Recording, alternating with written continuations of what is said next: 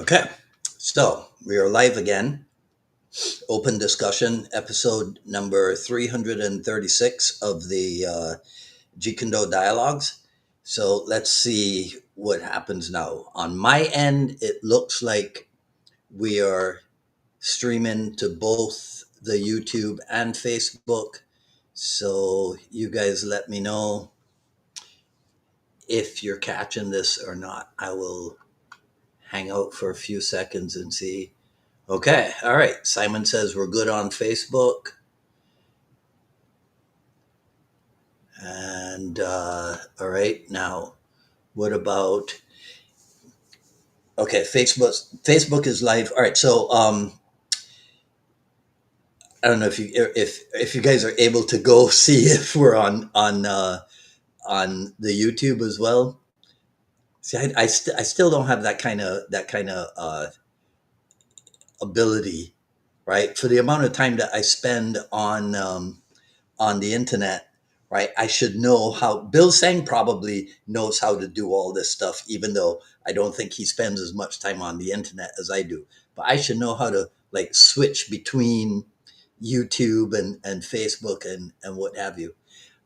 So okay, well I'll just keep talking until somebody says, "Yep, you're live on YouTube as well," right? So as you guys know, let me. I'm just going to be upfront with you on this. So I announced that Anthony Casey was going to come on the show. Now, here's my reason for doing it. My reason for doing it is the guy doesn't write very well, so I figured that maybe live conversation he'd be more articulate and it would be easier to hear his point of view and what have you. So that's my reason for doing it. um, I had no interest. Okay, thanks, Bill. Thanks, I appreciate it. So we're live on both Facebook and the YouTube. Good. All right, cool. All right, thanks, Dennis. So that's right.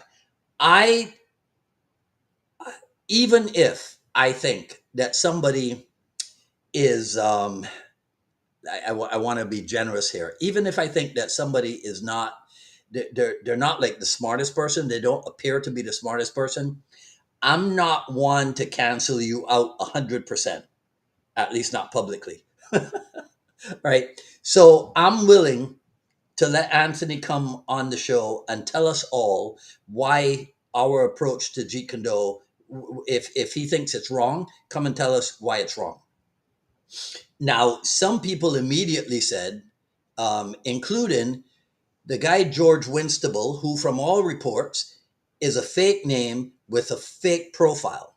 So I'll say one thing about Anthony Casey. Now he might be a loudmouth, but at least apparently, to the best of my knowledge, he uses his real name, and you can find at least one photo of him on Facebook. You cannot find any photos of George Winstable, or and nobody knows who he is and what his name is, or at least I don't. But he is the first to say, "Oh, so now you're giving this guy," and he makes a reference to stuff in Anthony's personal past, right? He goes, "Oh, you're giving this guy." And you, those of you who know, you know what I'm referring to when I say Anthony's personal past, right? You know what I'm referring to. And George is like, "Oh, now you're giving this guy a platform." See, so this is the thing, right? You guys come on here, and I thank you for it. You come on here with me every week. You don't know. I could be a criminal too. I just never got caught. See? So this thing, at least Anthony, we know he's a real person, a loudmouth with a strong opinion. And that's what I wanted to hear. I wanted to hear him give his opinion, and then I would question him on his opinion, and then he could give us all answers. That was the whole purpose of it. I got nothing to do with what happened back then or whatever.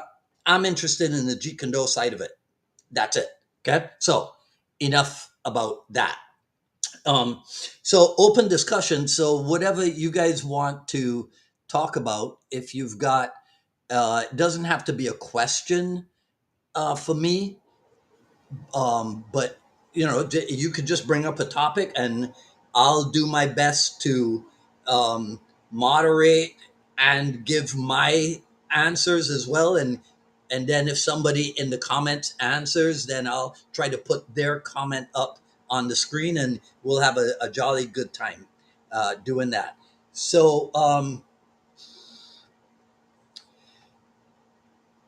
give me a sec, because Simon did send me a question. Let me pull it up here. So Simon asked if, since hooking up with Chris Kent and Cass Magda for the recent Titans events, has your JKD changed, or was it trained this way by yourself all along? Okay, so my JKD, there are parts of there's stuff that I have come upon on my own, and then there's stuff which has been influenced by my seniors for a long time.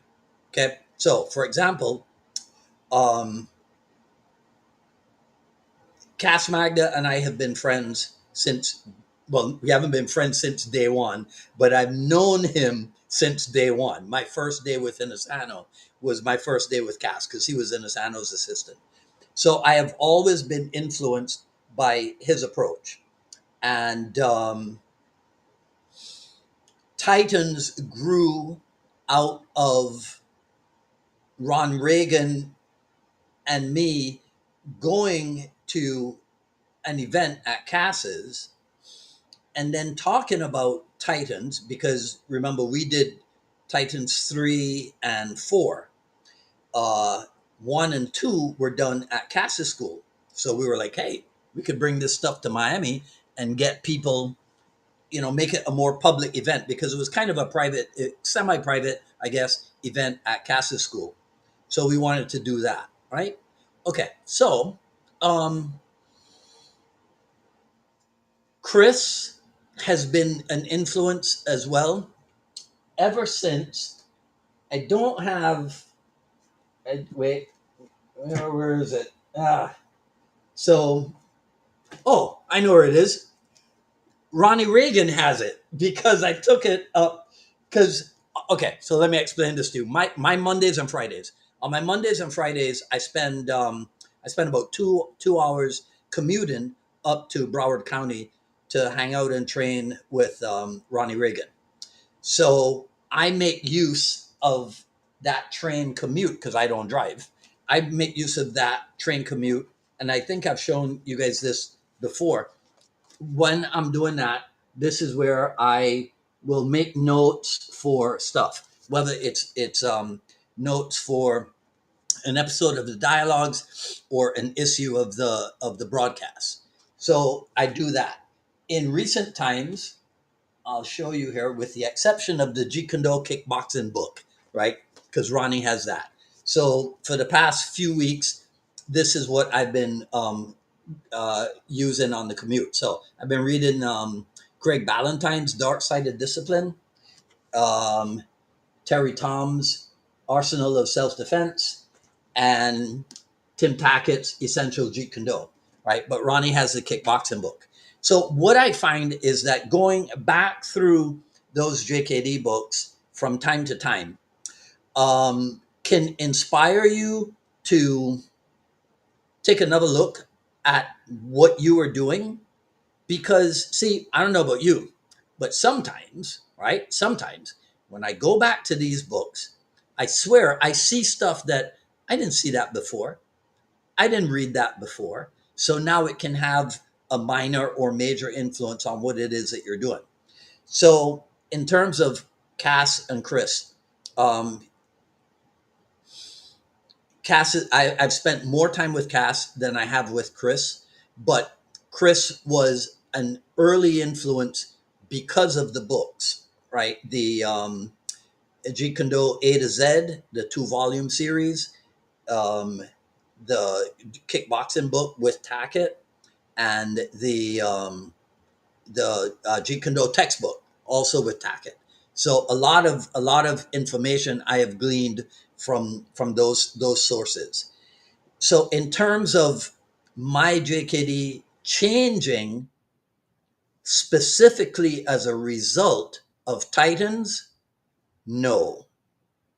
But there was a major, Simon, there was a major realization. Ronnie and I were talking about that. I think it was today or on Monday, right? No. I was talking with Cass about it. That's what it is. So we're at Titans 3, and Cass is teaching, and he's like, okay, so what I want you to do is this, and then I want you to follow it with this, and then do this, okay? And because I've spent more time with Inasano than anybody else. Not, I mean, than with, I've spent more time with Inasano than I have spent with anybody else. I don't mean that I've spent more time than anybody else in the world with Inasano. Okay, don't get it twisted. I'm expecting, I should say, just waiting for Cass to say something about Muay Thai, because what he was doing, I kind of recognized it as something from Muay Thai, but the words never came out of his mouth. And I was like, hold on a second. When you don't label it, when you don't say this is from this, all of a sudden, it just is. You see? But Inasano doesn't do that. Inasano will tell you, oh, this comes from this art, and this comes from this art, and this comes from this other art. Now, I know why he does it, right?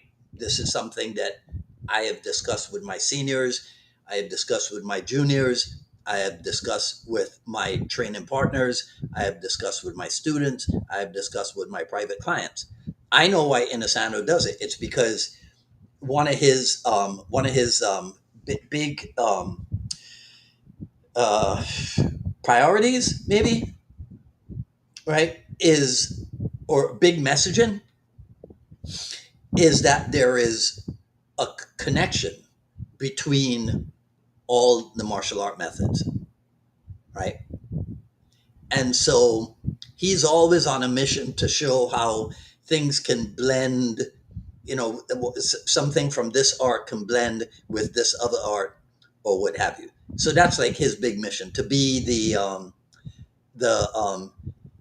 the United Nations ambassador, the United Nations of Martial Arts ambassador, right? And put that out there so that people think more, less isolatedly about martial art, about this one being better than this one, and whatever, and that people start to see commonalities and what have you. Okay. The problem with that is that if people identify you as a Jeet Kune guy, and not just as a Jeet Kune guy, but as a Bruce Lee top notch, or Bruce Lee insider, or what have you, and you're going around and you're talking about this art and that art and the other art, unfortunately, because some people do not think, they're going to assume that this is what constitutes Jeet Kune Do, because your name's Dan Inosanto. As far as I know, you're Bruce Lee's premier. Well, I consider him Bruce Lee's premier disciple, right? But as far as I know, you're a Bruce Lee guy. So if you're doing all of this stuff, this must be what Jeet Kune Do is. So then people just assume that, and people don't question that, and they don't think about it, and all this type of stuff, right? So why am I talking about this? Is this, oh, Simon's question, right, about Chris and Cass. So I have been influenced by them over the years. So not, and oh, right. So Cass was doing the thing, and he never mentioned Muay Thai or what have you. And that was a little, what I call epiphanet, right? A little epiphanet, that without labels, nobody can complain. Now it's just a technique. Can you pull off the technique? Does the technique make sense? So now you're questioning and analyzing and what have you. You're not thinking in terms of styles. You're not thinking in terms of art. It's just, does it work? That, in my opinion, my friends, is the Jeet Kune Do approach. Okay, so all right, Simon, I took like 30 minutes to answer your question. I hope I did it justice. Right? Okay, so uh, oh, is Nathan here?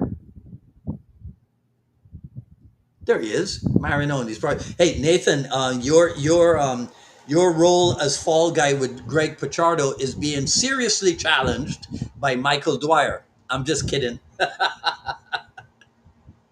But all I could think of you, Nate. I could only think of you a couple of Saturdays ago when Sifu Greg was here in Florida, and he was throwing Michael all over the room. I'm like, Nate's in trouble. But you're getting older, Nathan, so it might be time to pass the fall torch on to young kids like Michael Dwyer who can take that wear and tear on their bodies, right? Okay. Bob Landers wants to know if any descendants of the Bird brothers are here. That must be an inside joke, so he must know what he means. Brooks Long, have you ever trained with the guy that's doing the new tactical Jeet Kune Do course? Um, let's see. I want to say that I have trained with Mike, but you know what? Maybe no, maybe not. I've trained at Mike's school at least twice. Mike and I met when he brought Lamar Davis to his school. And then the other guy that he brought was Michael. It's either Michael De Alba or Michael Alba.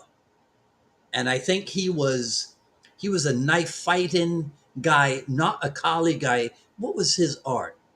It might have been Hwarang Do or something, right? You guys could look it up, Michael Alba or Michael de Alba. And so we were back at um, at Mike Lee Canarek's school for that seminar. But in terms of training with Mike himself, no, I have not done that. But Mike is a good guy, super fit, super talented. The tactical Jeet Kune Do, to the best of my understanding, is born out of his experience in Jeet Kune Do with different people like Lamar.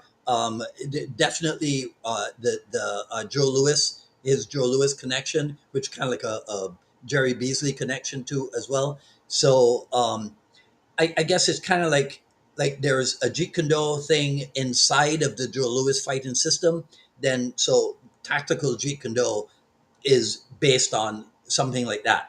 I can always bring Mike Brooks if you think it's a good idea. You can always bring him back on the program and have him talk at length about tactical Jeet Kune Do if you want. Okay, just let me know if you think that's a good idea, right?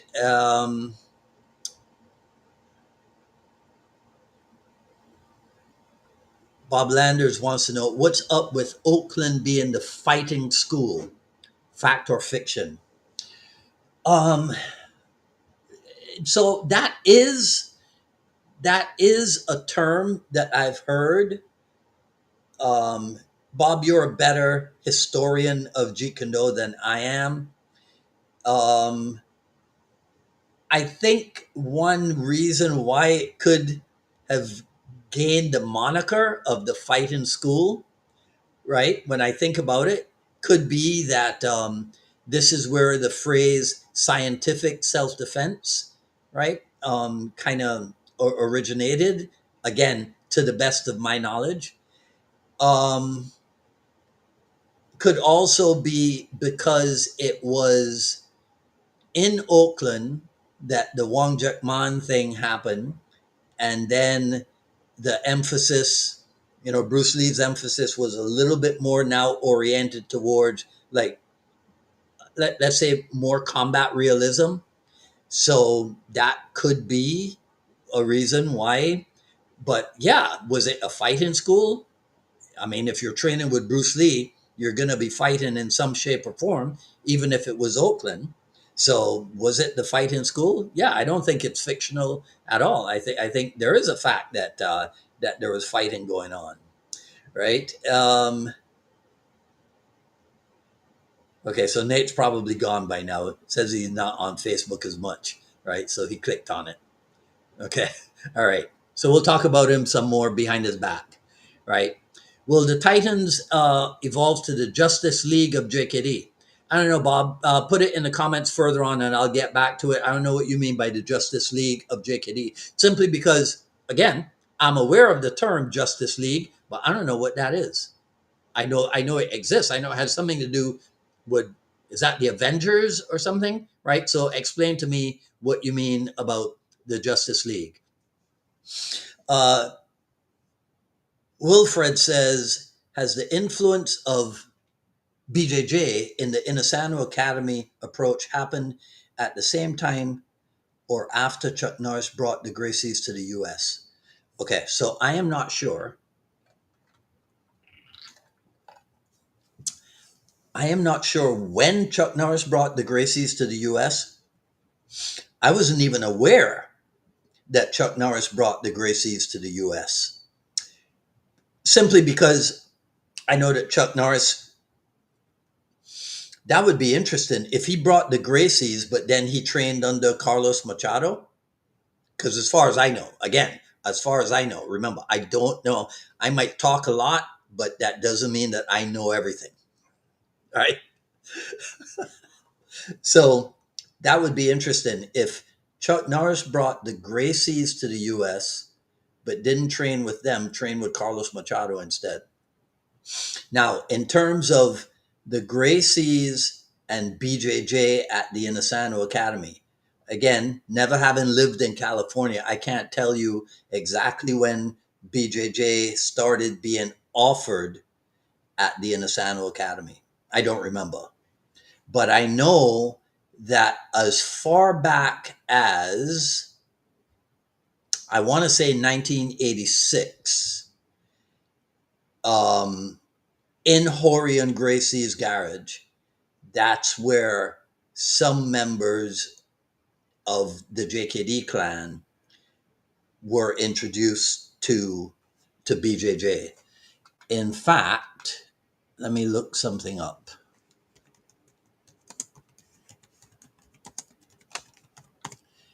So, okay. So Lethal Weapon, right, is a 1987 production. And you guys might be aware that Jeff Imada was a fight coordinator for the first Lethal Weapon, and it featured some. Let me get it here. Hang on. This is why I always lament that I need. Okay, so I'm wrong.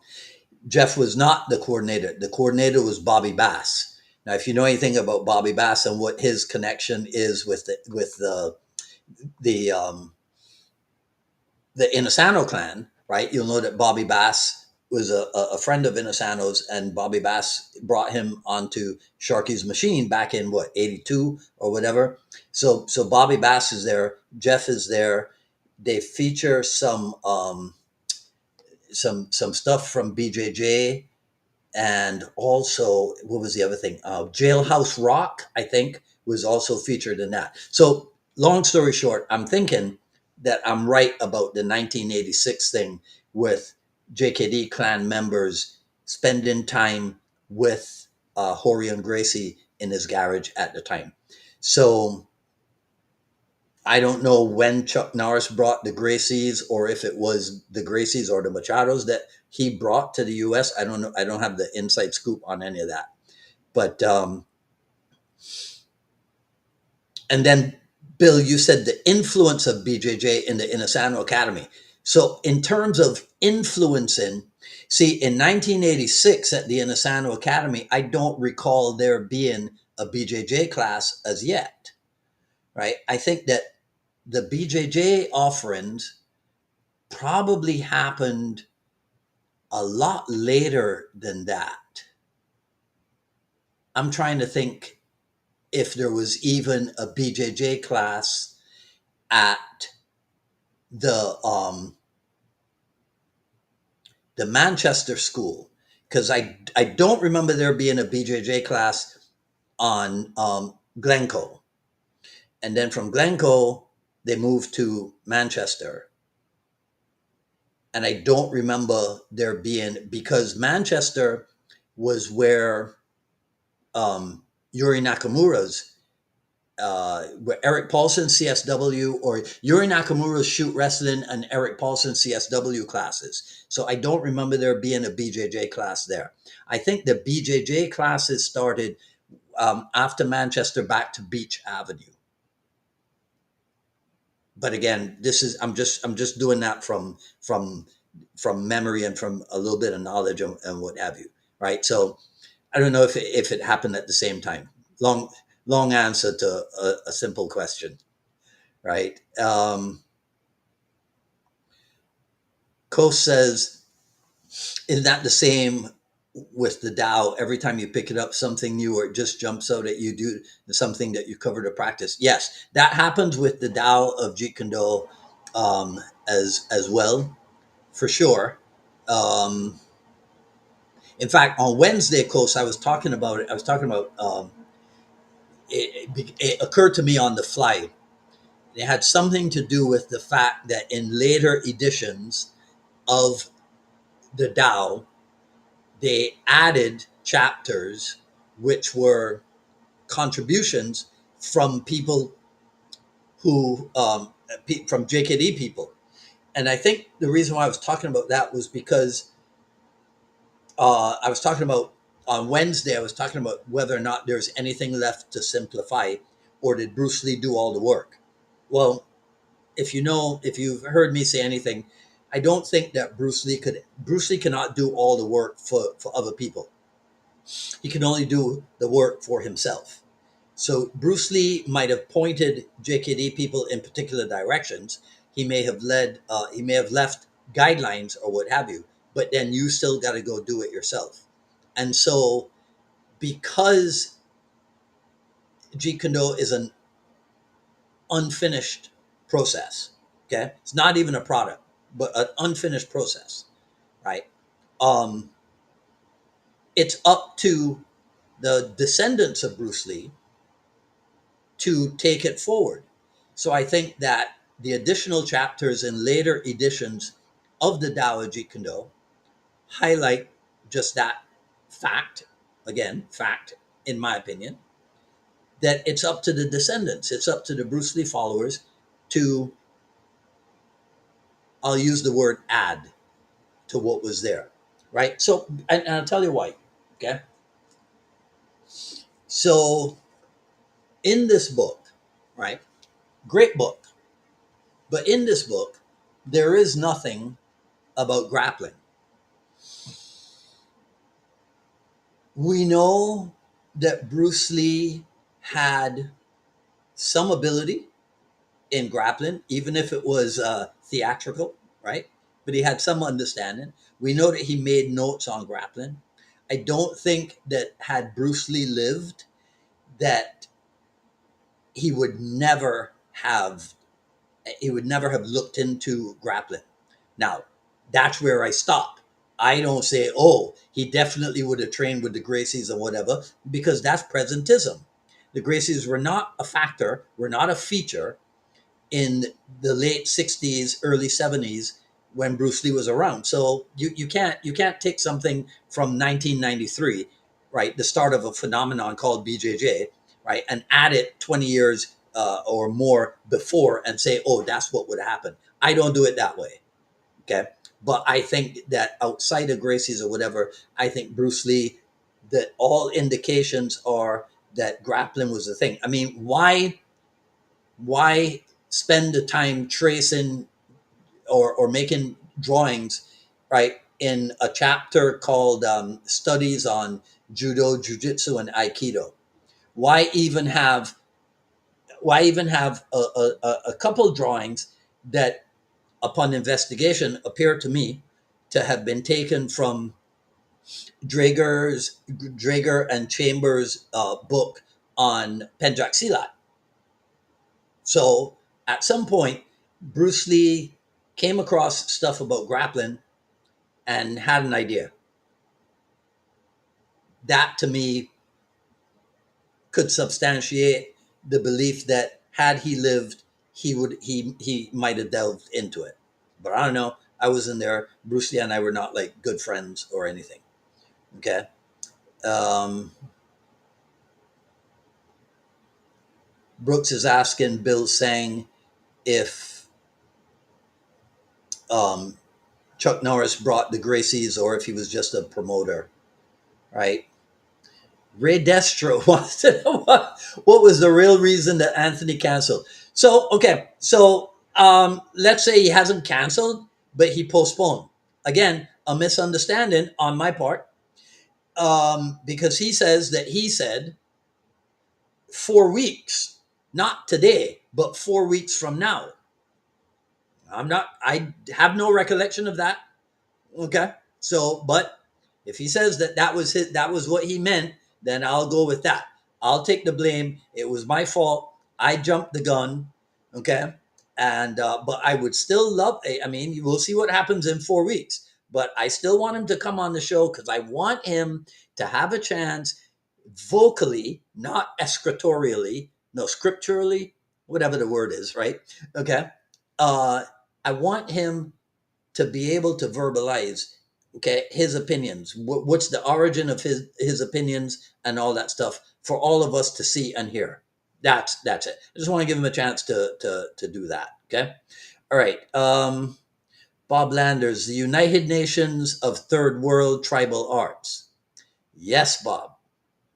Once again, your brilliance, impeccable. The United Nations of Third World Tribal Arts. Can't get enough of it, Bob. Right? Bill says, to my information, he went over as one of the, if not the first American, and then helped them to open a school in the U.S. Um, I was interested in the connection, as I think Inosan was also very early into recognizing the value of BJJ. Yes, for sure. For sure, Inosan. I don't know how much, I don't remember them talking a lot about it in the 80s. It's almost like they were training in this stuff and kind of keeping quiet about it. Okay, that's what, but definitely Sifu Dan recognized the value of it.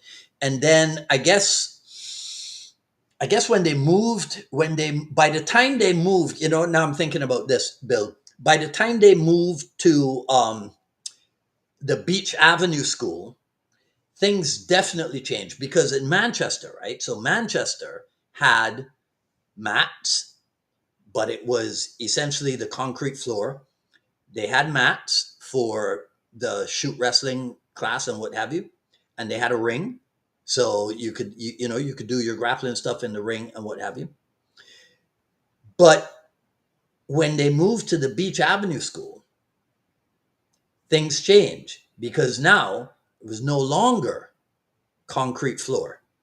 Now it was a completely matted floor. So now you were training barefooted and you didn't need to put separate mats or new mats down.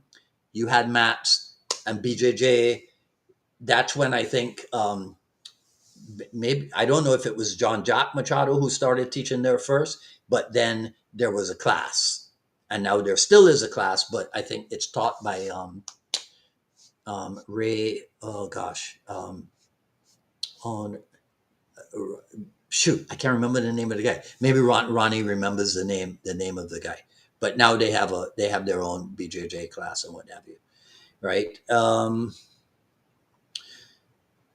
Doug Melcher says, trying different arts and making what is useful for your art. Isn't that what Bruce Lee did?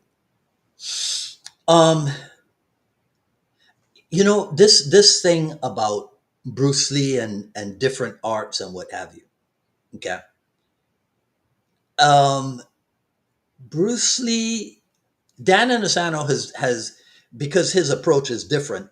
He's made a much more in-depth study of more arts or styles within an art than Bruce Lee ever did. Bruce Lee bought books. Bruce Lee had books about different things. That's why there's the whole question about the 26 arts, right? Because there's books on at least 26 arts that are in Bruce Lee's library or what have you. But that doesn't mean that Jeet Kune Do is a compilation of 26 different arts, right? And I don't know where that came from, why it ever became a thing, and then why is it that people like Paul Vunak and Larry Hartsell passed that on, right? Because it's not true, so it's like, man, wires crossed, right? So trying different arts, I don't think that this idea that Bruce Lee looked into a bunch of different arts. I don't know about that. But again, I'm not Richard Torres. I don't know everything there is to know about Bruce Lee. But from what I've seen, no, he was not looking into this and looking into that and looking all over the place. No, no, no, no, no, no, no. Bruce Lee's ideas on centerline and centerline preservation and simultaneous offense and defense, right? And then fencing, and then the use of the Wing Chun hand like a sword, and then boxing and the use of the lead hand in boxing, not the emphasis on the rear hand, but the emphasis on the lead hand. All that stuff, Wing Chun, boxing, and fencing, seem to be his major, let's call it, course of study. Not in depth praying mantis, not in depth Choi Li Foot, not in depth Muay Thai, not in depth Savat. No, I don't think so. I don't think so.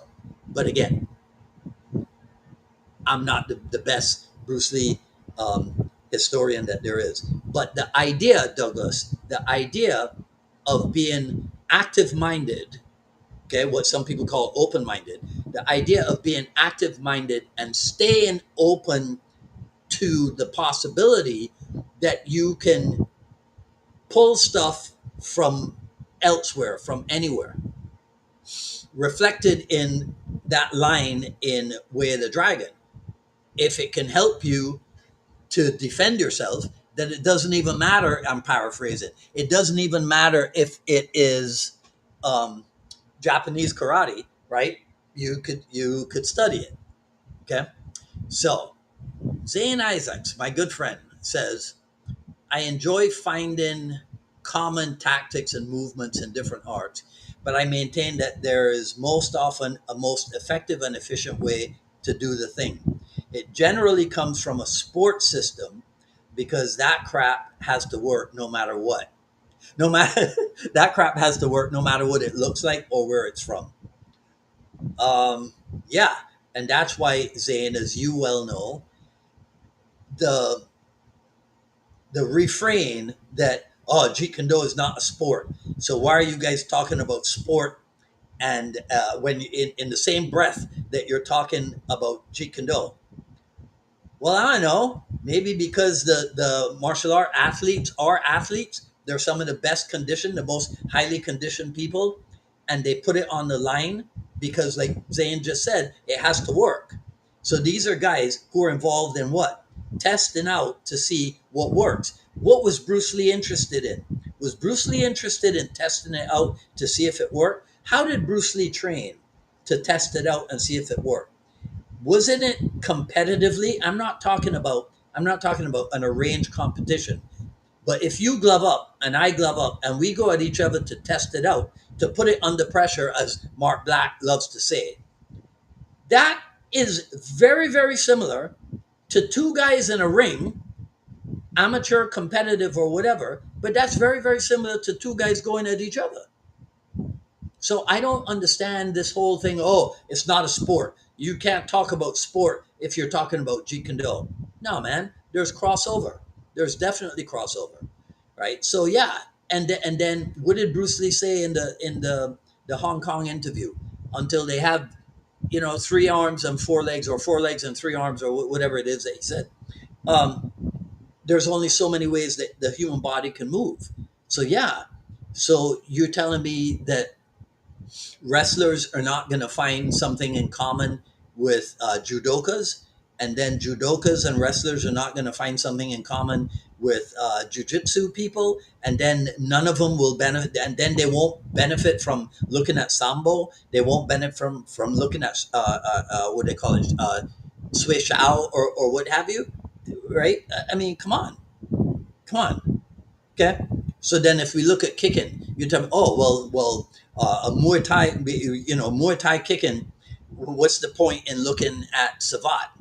They kick too, but yeah, but no, you look at everything that you can, okay? Then you can take it to an extreme. That's a kind word. You can take it to an extreme that Dan and Asano would take it to, which is not just to jump into it, but then make room in his weekly schedule of classes for whoever it is. And then the next thing, those people have a career as a seminar instructor. That's not a bad thing because now the word spreads and now more and more people are being exposed to more and more things. So, the United Nations of martial art. Oh, I'm sorry, as Bob Landers puts it, the United Nations of third world tribal arts. Because remember, if it comes from Southeast Asia, it's tribal and it's third world. However, if it comes from Europe, like Box Française, I don't think that's third world or tribal. Right, Bob? Yeah. Um,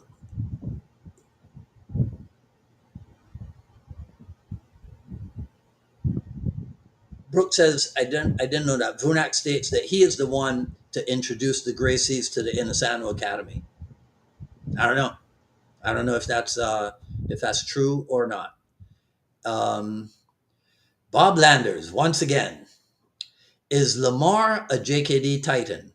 No, he's not a JKD Titan because Titans of JKD is a title that was started at the Magda Institute for that seminar.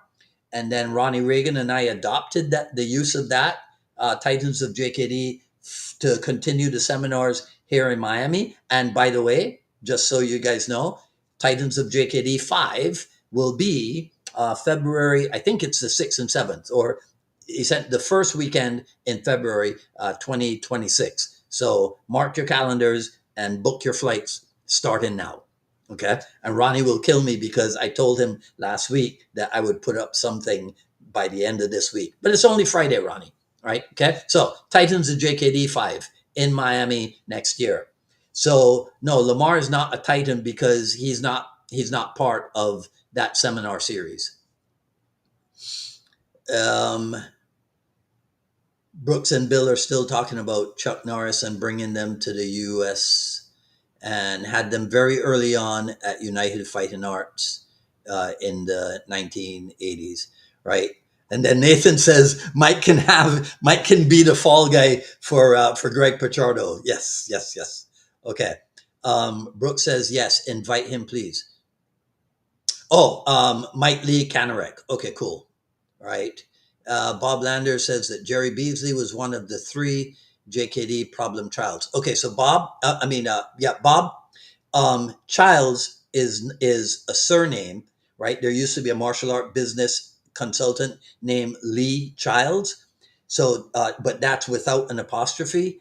If it's three, the plural of child is children, right? So it would be problem children, right? Just so you know. Okay.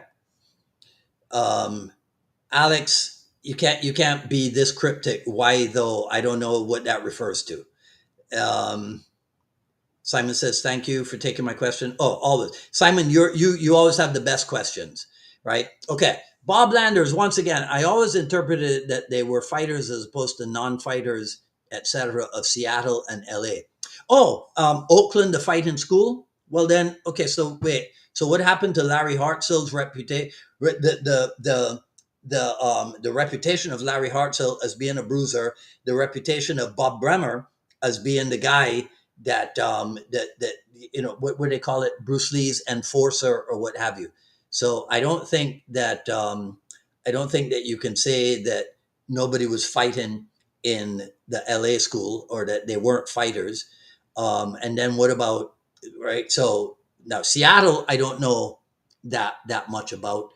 um, Perhaps Bruce Lee's approach in Seattle was not yet, right, as evolved as it became in the direction of combat realism, right? So, but you know, Bob, you're welcome to your interpretation about all these things, right? Mike Yuski says Justice League is the team that Batman and Superman put together, the DC heroes. Okay. Oh yes, Mike. I'm going to pretend that I know exactly what that means, right? Um, Jerry Winterfeld says that Hal Faulkner was one of them, according to Vunak. Um, so, in case you guys don't know who Hal Faulkner is, you can see Hal Faulkner in.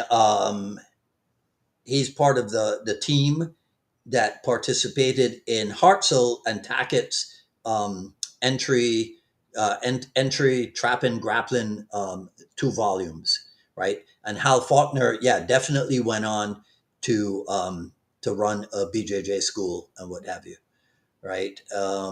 Bill says, I think Machado came later for Chuck Norris, right? Um, and then Bob says the Teen Titans are like the young JLA. Okay, so I guess that means Young Justice League America, right? I'm so good at this stuff, right? Brooke says Dario Frazier was he a what do you call it a stuntman on was he a stuntman on Lethal Weapon, and was it Lethal Weapon 1, Brooks? Was it Lethal Weapon 1, and was he a stuntman? Because apparently Hoist Gracie was a choreographer for um, Hoist Gracie, but I think he was probably more like an advisor or something. Well, you know, he could have choreographed it too. But let me know about that Frazier guy, right? Ah, okay. He was 52 blocks. Ah, okay. Well, he's probably uncredited. I got I because I have the list of all the stunt people and what have you here, and I don't see his name. So he might have been uncredited, or he went under another name. Oh man, Dar Robinson was in Lethal Weapon. God damn! If you guys don't know who Dar Robinson is, you should look him up. Right? Um, Bob Landers is always good. Bob Landers is always good for the personal touch, right? I thought Chuck Norris found the Gracies' arrogance distasteful. Yeah. Um, and Jerry says that Vunak started after Faulkner showed the stuff. Okay, cool. Right. Yeah. So again, I think, right, I think that in terms of entering the Inasano Academy, BJJ was substantially after shoot wrestling, but I don't have dates. I wouldn't be surprised if it was the 1990. Wait, hold on. I can work this out. Because they say Inasano started studying BJJ when he was 60 years old. That would have been 1996. So, and they've been at the beach school, is it 25 years? Might be 25 years. So that would be 2000. So yeah, somewhere in that area, I guess, Bill. But again, terrible, terrible historian I am. Okay, Andy says that he knew the Gracies when they were training out of the garage, and when he met Richard in 1990, he was propagating shoot fight, and then BJJ came later. Right. Thank you very much, Andy. Right. So yeah. Okay. Cool. All right. Moving along.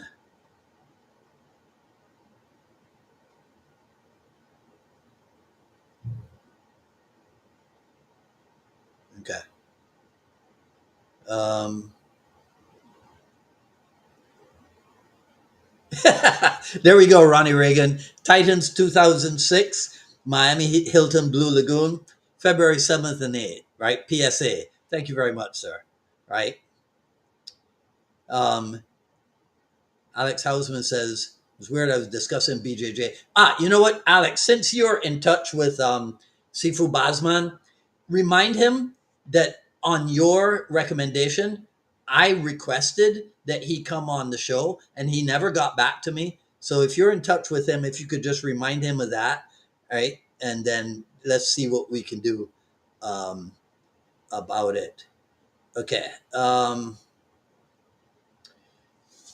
Tim says he's got notes on wrestling that aren't necessarily in any publication, but Guru Dan has them. And we took several sessions with Kenny Johnson. Oh, Kenny Johnson. Did I ever tell you guys the story about me and Kenny Johnson? Right. I'm flying home and this guy comes on the plane and he's got the cauliflower ears and what have you. And he ends up sitting next to me. But he kind of like went straight to sleep. I mean, he didn't even have his meal or anything. Right. And, and so I didn't want to disturb him or whatever, but I thought I recognized him because he looks Brazilian and with the cauliflower ears and what have you, and he's got the stubble and what have you. So I figured he was just a BJJ guy that I know from Miami, right? Because, we have a lot of Brazilian BJJ players here, right? So then we get off the plane, and he was at the window. I was on the aisle, so I'm in the jetway um, in front of him, and I happen to be wearing.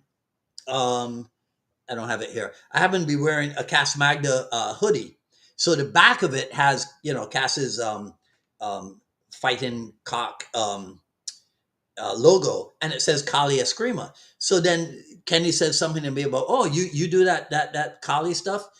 And I go, yeah. And then I told him I was just at the Inasano Academy. He goes, oh, no. Or he said something about Inasano before. And then I go, oh, my name's Dwight. What's your name? He goes, I'm Kenny Johnson. And I'm like, oh my God. So now I'm shooting myself again because I had 5 hours on a plane with Kenny Johnson and I didn't say anything to him. Right. But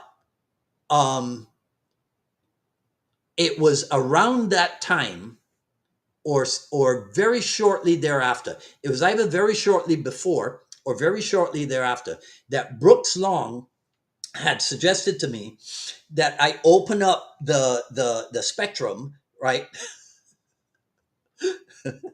Inside joke, spectrum. Uh, that I open it up to people outside of the JKD world. And Kenny Johnson was somebody that I put in the back of my mind to be someone who is not pure JKD that could come on the JKD dialogue. So Brooks, if I never said thank you for giving me that idea, now I'm saying it, right? And Alex, if I never thank you for suggesting, that people from like outside the States or Europe or whatever who are invested in JKD, in and you mentioned specifically Sifu Basman, right? Thank you for that also. Okay, all right. Well, he hasn't shown much interest in Western arts. Well, I guess you mean in Asano. I know. Well, how many Western arts are there, right? And Bob, yeah, how many Western arts are there? Boxfront says fencing, right? Boxing. So has Dan and Asano ever showed any interest in fencing? Oh my God, I had that Professor Martinez from New York or New Jersey. I had him on the show, and Inasano trained with him, right? So I guess Inasano has no interest in Western arts except for fencing. And then what's the name of the guy? At the Kali Academy, they had, is it Art Saxo? Is it Art Saxo? I can't remember the name of the guy, right? But they had a boxing coach on staff, so to speak, at the Kali Academy. So I guess Inasano didn't have any interest in that either. Then Boxfron says Savat, right? Salem comes, Daniel Duby comes. But I guess Inasano didn't have any interest in that either. Now, Tim Becker can back me up on this. Inosano is a boxing freak. Okay? A boxing freak. But I guess he doesn't have much interest in Western arts. So he has not much interest in boxing, even though he's a boxing freak. Okay? Not much interest in fencing, even though he went and took classes with that guy. Okay? And not much interest in Savat, even though, Salem came, he talked to him about French art. Salem goes back to Paris. Again, this is my recollection of the story. Um, uh, Comes back, and now Inosano's student becomes his instructor in boxe française. And then, Salem will go, because I remember at Dan Timlin's Mid Michigan camp, 1987 and 1988, Salem was on staff teaching there, and Inosano assisted him. So I guess Inosano, yeah. So let me, three Western arts: boxing, fencing, and boxe française. And Bob Lander says that Inosano has not shown much interest in those arts. But Tim Becker, back me up in case, but I might be wrong. You know what? Inosano has no interest in boxing whatsoever. When you're on seminar with him or when you're in class with him, he never, never, never, absolutely never mentions boxing. Back me up, Tim and Ron Reagan. Okay? Inosano never talked. He would never go off on a tangent talking about boxing to the extent that he forgets what the heck he was talking about before. Never happened because he's never shown much interest in those things. As Bob Landers has said for all of us here to see, Inosano's interest is only or more so in third world tribal arts. You get it? Third world tribal arts. If it comes from Southeast Asia, it's third world and it's tribal. I guess that means that, well, it has no value or relevance because it's third world and it's tribal, right? Ray Destro, pros and cons of original and concepts JKD. Oh my God. Okay. Um, how long you got? And then right under that, it says beautiful t-shirt. Oh, this one? Oh, you should see the back of it. This comes from, I got this from Glenn Yee. Glenn Yee. I think it's his design, right? And so we got that from him. Okay, so pros and cons of original and concepts. All right, so we don't have all night to talk about this. Pros of original. And again, you have to be invested in this idea that there are two different things, right? So pros of original. An emphasis on the cultivation of a few things to an extremely high level versus, and we'll call this a con, right, for concepts, versus an approach that looks at variables in search of commonalities, but then neglects to emphasize that it's not the cultivation of an immense number of variables. The purpose for, well, okay, so that's a con, right? But I got to say this: the purpose of the variables is to show, oh, look at this, oh, this is like this, oh, look at that, that is like that, and then you can pretty much pick and choose. Say, this makes sense to me. That don't make sense. But it doesn't make sense. But let me try it. And let me try it. And let me try it. You know what? I tried it as much as I could. It doesn't make sense to me. I'm done with it. Okay? I got to tell you, that's actually what is supposed to go on with the variables. But it might not be being emphasized enough. Okay? So that's a pro and a con. Now, a con of original is this idea that if Bruce didn't do it, then it's not to be done. If Bruce didn't do it, then it's not to be investigated. Well, there's a lot of stuff that Bruce Lee did not do. We were just talking about the grappling thing. There's a lot of stuff that he did not do. Bruce Lee came to the States just before he turned 19, right? When Inosanto met him in 64, Bruce Lee would have been 24 years old. Inosanto would have been 28 years old. Okay. All right. So I'm not saying that, well, Inosanto was a phenomenon, almost Olympic speed sprinter, football player, basketball player. Bruce Lee, physical phenomenon, but they're still only 24 and 28 years old. All right. Okay. You're just barely out of your teenage years.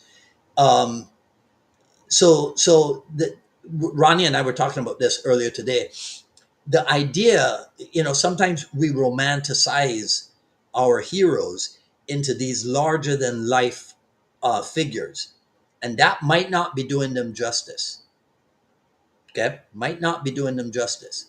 These guys were the beginning of a movement, somewhat radical movement. It was the 60s, after all, and veering away from how martial art had been looked at and perhaps even trained um, in in the early days, right, in their time. Okay, but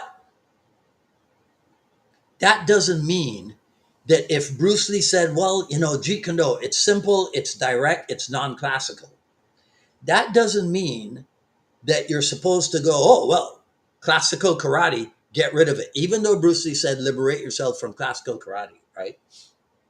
That doesn't mean that you go, "Oh well, there must be nothing of value in classical karate," because Bruce Lee said, "Liberate yourself from it." So if there's nothing of value in classic karate, why would an intelligent guy like Bill Sang go back to the study of that and understand that Bill Sang is an accomplished Jun Fan Gung Fu, an accomplished JKD guy? So maybe you guys, if you think that there's nothing to be gained from classical karate, go watch episode 333, right, with me and Bill, and you might learn something from that. So the cons of original would be this idea: if Bruce didn't do it, if Bruce didn't teach it, then that's all I'm interested in. You would be limiting yourself to a specific set of things in the art that uses no limitation as limitation. You would be doing things in a specific way, the art of no way is way. And when I say it's the art of no way is way, that is not the same thing as saying it is the art of all ways. That's not how the English language works. No way is way and all ways, they don't mean the same thing.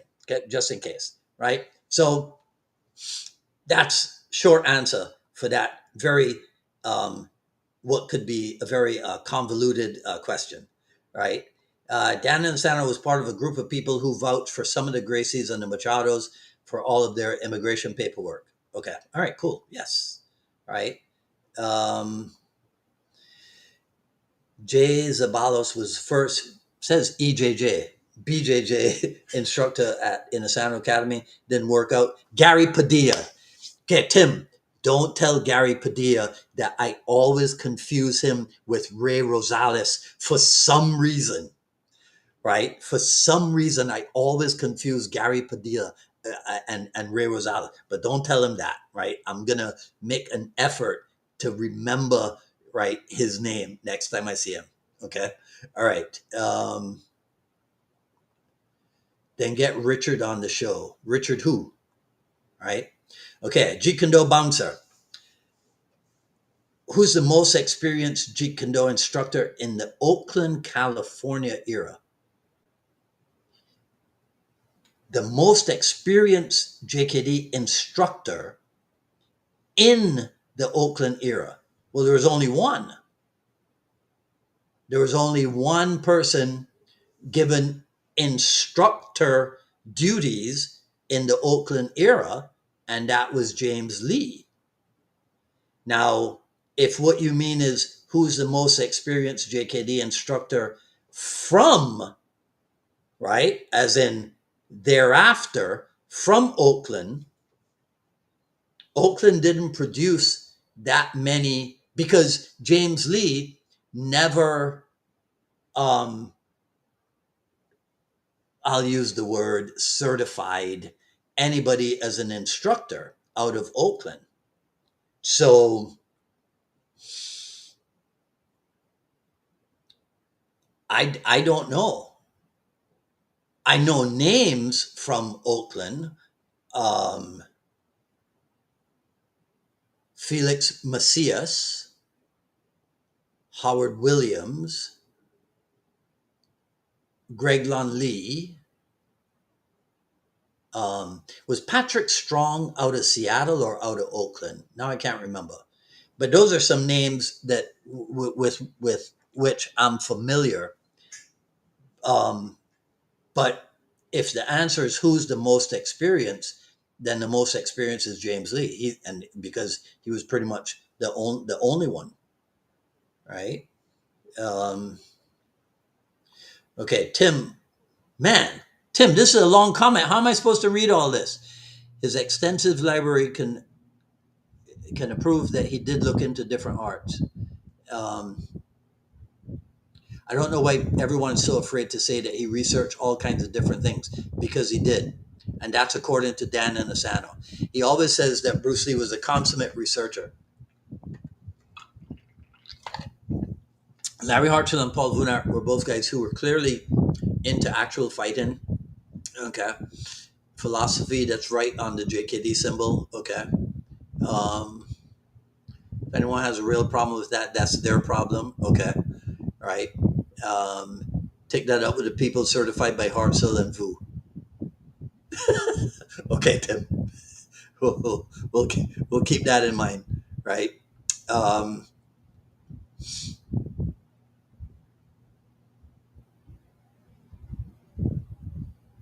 okay.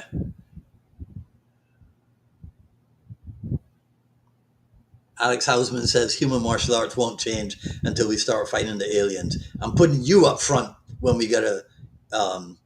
we gotta fight the aliens, right? Brooke says third world, such an idiot thing to say. Well, everybody's got everybody's got their ideas. Dan's preference is third world tribal arts. Yes, Bob. Right. Um, Zane says I used to be a pretty good uke, but I'm brittle now. Right. Um, and Dan's still training every day. Amazing. Well, I for some purpose that which escapes my memory now, I added up, and I think not only is he training, but he teaches. It's either 15 or 17. Tim can tell us. It's either 15 or as many as 15 or 17 classes per week. I was trying to add that up because, again, probably something that Ronnie and I were talking about, right? Larry Hartzell trained and worked with Eric Paulson, and nobody is more fighter than Eric, so he must have been legit. Right. Um, Ray McKinnon says that Tim Becker, Hickson Gracie's green card, Inosano signed for it. I heard from Hickson Gracie on the podcast. Ah, okay, cool. Right. Right. The ass kicker of Chinatown was Bob Bremer's name. Okay. And Renee Cocolo says Hartzell was a man that most humans wouldn't be able to deal with. I know that for a fact. He almost killed me in my introduction to Thai boxing, right? Um, Machados were much easier to work with, from what I understand, particularly when it came to students who were competing, particularly in MMA. Okay, all right, cool. All right. Um, Bob says thanks for the English lesson. My pleasure, Bobby. Right. Um, Beach Avenue was summer 2004. Okay, cool. Tim, for some reason, I always thought that beach was BEE and not BEA. So imagine my surprise when I find out I was wrong. Because I'm never wrong. I'm never wrong about anything.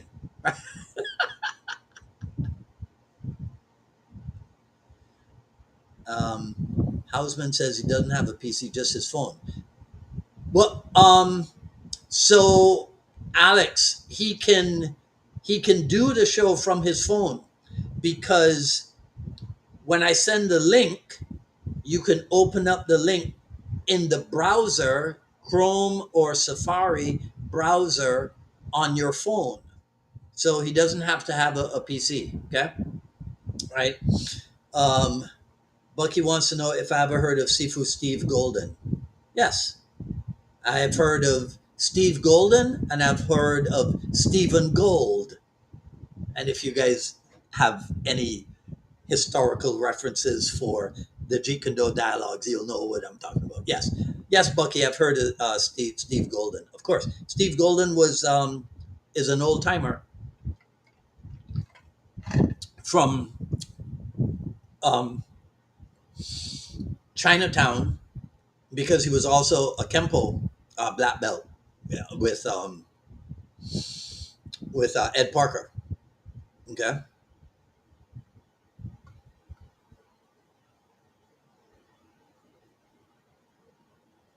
okay. Um, I'm just reading some stuff about Alex and Bosman. Okay. Okay, Albert, this is way down. Did you set one up? I totally missed that. So I'm not sure what you mean about setting up. Emil over in England says Inosano is number one in my book, the best of the best. I hear you. Wasn't okay, I'm not gonna get into that. Okay, I'm not gonna get into that either. Um,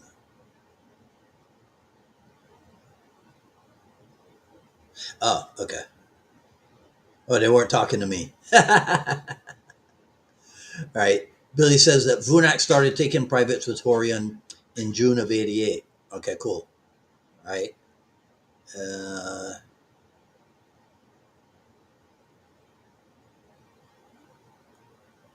okay. I'm just reading through stuff. Doug says, I think Gary Dill was associated with Oakland. Yes, Gary Dill was. Gary Dill was, if I remember correctly, says he was a student 71 to 72 in Oakland, and then he went back to Oklahoma, and James Lee sent him materials that he could use with a small group, that he could lead a small group. So, kind of like how Bruce Lee appointed people group leaders, for lack of a different expression, not instructors, right? Because, that third rank certificate was not an instructor certificate during Bruce Lee's time. It was a third rank. But when the chronicling of Bruce Lee's history and his life occurred, everybody who had reached third rank, the three people who had been given not instructor duties, uh, group leader duties, had been promoted to at least third rank. So then third rank was kind of like decided upon as the the first level of instructor, but that came after Bruce Lee, right? So in a similar way, Gary Dill, again, to the best of my information and my knowledge, Gary Dill was told, okay, so you can show this stuff, you can share this stuff with a group of people, but under no circumstances are you to call yourself a Jeet Kune Do instructor.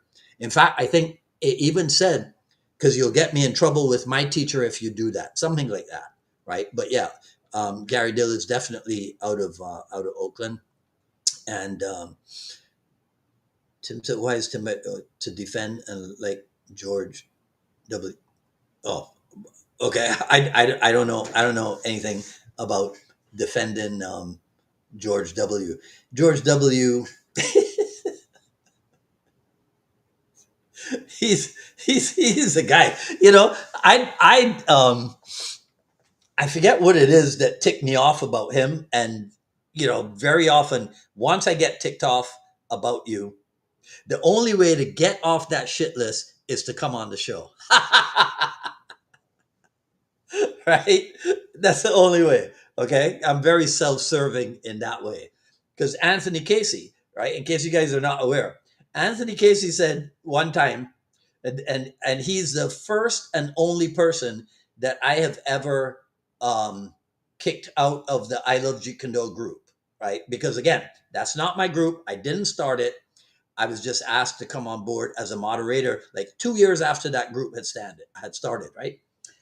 But I kicked him out because he said two things. One, he said that if Bruce Lee came back, that Bruce Lee would likely kill Dan Inosanto because of what Dan Inosanto has done with Jeet Kune Do.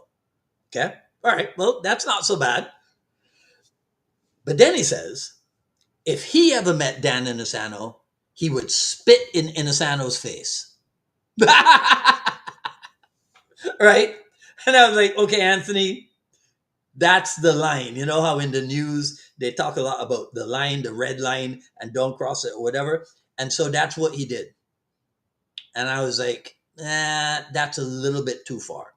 So I kicked him out of the I Love Jeet Kune Do group, right? So then he ran complaining to other groups about how unfair I am, that I kicked him out and whatever, whatever. And what these guys do, Anthony Casey, George Winstable, all these guys, is they run complaining and then they acquire new best friends.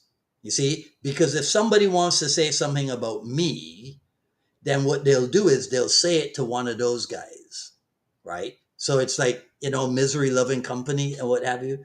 Okay. All right. So um that seems to be pretty much it. Coney, what's up? Coney, you got to get in touch, man, and let me know what's up with you and Two. Okay, Two told me years ago, right, when school was over or what have you. It's summer now. Tell him I hope to see him tomorrow. All right. Okay. So that seems to be it in terms of questions and what have you. And now I cannot remember. I had planned to talk to you guys about something, and now I cannot remember what it was. But because what happens is, like, again, I told you at the beginning, and I'll just tell you this and wrap it up. I told you at the beginning that going through, um, okay, hold on a second. Hold on a second. All right. Albert says, rather than having 20 people fly to Ireland, can we just crowdfund flying him to a central location so we could just give him a weekend of beatings? Albert, don't say stuff like that. Facebook will go, you're threatening a person and whatever, and then the next thing you know, they blacklist me, they blacklist you, or whatever, because these people have no sense of humor, right? None whatsoever. Okay. um so okay, so enough about Anthony Casey, right? Let's see what happens in 4 weeks. He's welcome to come on the show. I will take him to task for the shit talk that he has that he continues to put out, and hopefully, live and vocal, he can distinguish himself, right? All right, I cannot remember what it was that I had planned to talk to you guys about, but I know for sure that it had something to do with stuff that I read here. So when it hits my mind again, I'll probably turn it into an issue of the I Love Jeet Kune Do broadcast. Okay. All right. How about that? All right. So guys, thank you very much for hanging out with me on this impromptu open discussion. Right. If you guys like this format, let me know, because we could do a lot more of it if you want. Right. But yes, Albert, I know, but I don't want to appear to be someone who readily dismisses people without giving them a chance. Okay, so yes, I don't hold him in high regard. And just because George Winstable, if you ever see this, right, just because I bring somebody onto the Jeet Kune Do dialogues, that does not mean that I am giving that person a ringing endorsement. You see, because that's not how it works. I am not one of those people who's going to cancel people. You know how apparently this is what I've heard because I don't get involved in the politics thing. Jeet Kune Do politics, yes, I know how to spell politics, but U.S. politics and red versus blue and all that, I don't know too much about it. I don't get myself involved in any of that. But I have heard that there are people who cancel out other people, including family members, because of a political association or whatever. Right? That doesn't make any sense to me because if you're saying, well, I'm canceling you out of my life because you have this belief that's different from mine, then you're saying that the only aspect of this person that matters is red or blue when it comes to the politics of the United States. That don't make no sense to me. But maybe it's because I was not born here, right? I grew up. I was born and grew up third world tribal, as Bob Landers would say. Right? Right? Actually, no, Bob. When I was born, I was actually a Westerner, even though it was in the Caribbean. So, goddamn, maybe that's why I don't understand. I was born a Westerner, but I was born in a geographic location that Bob Landers would call third world and tribal. Hmm. Really interesting. Anyhow, okay, that's it for me. Right. So, you guys, again, thank you for hanging out with me, and I'll go through the comments and see if you want to put any questions in for later. I'll go take a look at them and answer. All right. So until the next episode, you guys enjoy your weekend wherever you are. You take care, and we'll talk soon. This is Dwight Woods, the Jeet Kune Do Rebel, signing off.